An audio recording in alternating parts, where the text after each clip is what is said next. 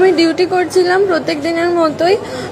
একজন পেশেন্টের আমি এক্সামিনেশন করেছিলাম, সেই এক্সামিনেশন পেশেন্ট করতে দিচ্ছিল না এবং সে আমাকে লাথিও মেরেছিল।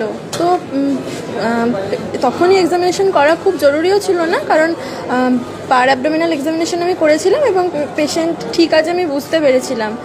তো সেই জন্য সেই মতো ট্রিটমেন্ট শুরু করে আমি অন্য পেশেন্ট দেখা শুরু করি। পেশেন্টের বাড়ির লোক আমাকে বলে যে আপনাকে মেরেছে, তাতে আপনি মরে তো যাননি, আপনি আবার দেখুন, আপনার মার খান যাই খান আপনার দায়িত্ব, এটা আপনার চাকরি। তো আমি তাদেরকে বলি যে অলরেডি 5:30 6টা বাজতে যাচ্ছে, ভিজিটিং আমার 6টায় শেষ হলেই আমার ম্যাডাম এসে উনিকে আবার চেক করবেন। তখন উনি বলেন আপনি যদি এত অসুস্থ হন তাহলে আপনি বাড়ি গিয়ে কম্বল মুড়ি দিয়ে শুয়ে থাকুন। আর তখন ওনার পাশের আরেকজন বলেন হ্যাঁ আপনি বাড়ি যান, তারপর বাড়িতে হসপিটাল থেকে বেরোন, আপনি জ্যান্ত কী করে বাড়ি ঢোকেন আমি দেখে নেব, আপনার শরীরে আমি আর বলতে পারছি না, বিভিন্ন জায়গার কথা বলে উনি রড ঢুকিয়ে দেব এইসব বলেছে। আর একজন আমার হাত মুচড়ে দিয়েছে, উনি বলছেন যে উনি পুলিশের খুব বড় অফিসার আর পার্টিরও নেতা, আমি কি করে জ্যান্ত বাঁচি উনি দেখে নেবেন। আর পাশের আরেকজনও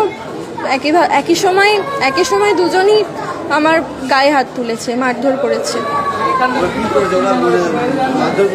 একজন আমার হাত মুচড়ে দিয়েছে আর একজন আমার কাঁধের এই জায়গায় মেরেছে, থাপ্পড় মারার চেষ্টা করেছিল, আমি মাথা সরিয়ে নিয়েছিলাম, আমার এই জায়গায় এসে পড়েছে।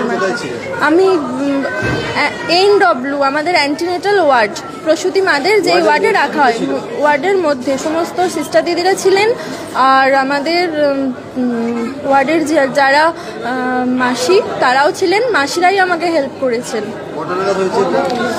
এক্স্যাক্ট টাইম তো বলতে পারবো না, 5:30 পৌনে 6টা।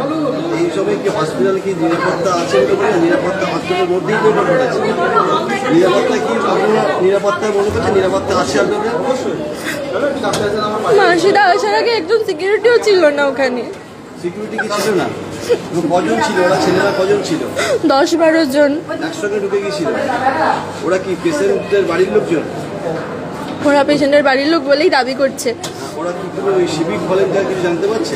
একজন বললেন উনি পুলিশের অফিসার, পরে পুলিশ আসাতে বলল হোমগার্ড। আপনারা কি থানায় লিখিত অভিযোগ করছেন? অবশ্যই ওরা তো বলেই দিচ্ছে যে আপনি হসপিটালের বাইরে বেরোলে মারধর করবে, রড ঢুকিয়ে দেবে। সবাইকে জানিয়েছি, আমার স্যার জানিয়েছেন। আপনার নামটা? লিজা কোলে।